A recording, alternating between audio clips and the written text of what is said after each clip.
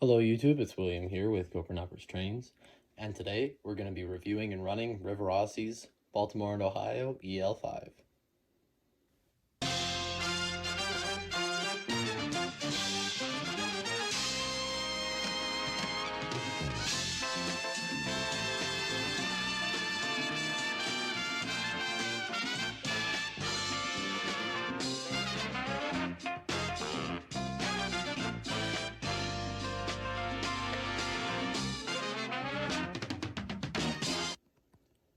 So we're just going to go ahead and get right started on this thing. So this is a Baltimore and Ohio 2880 engine made by Rivarossi.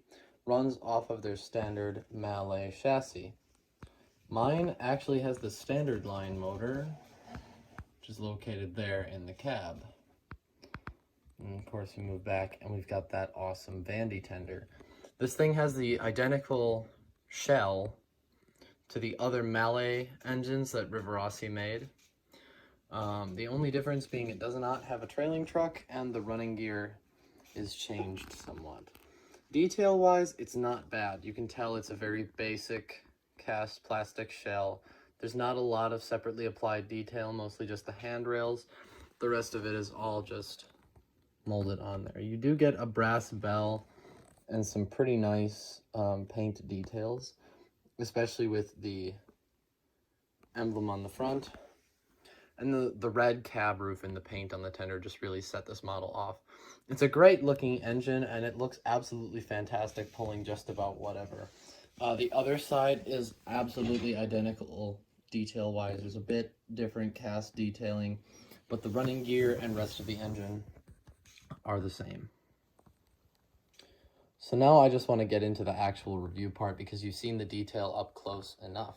Now this thing, as you notice, it has a lot of underframe space, which is fairly prototypical. If you look right there, underneath the firebox, you can actually see the vertical drive shaft.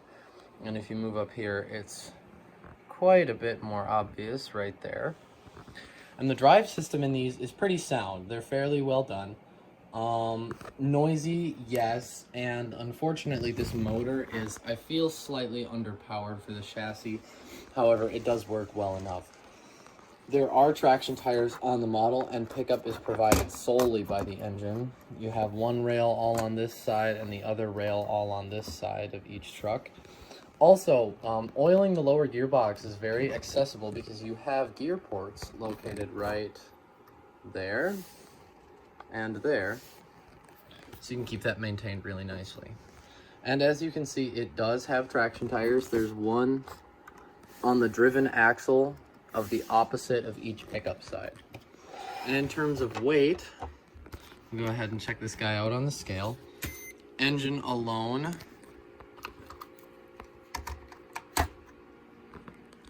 is about 12.8 ounces, so a little less than a pound.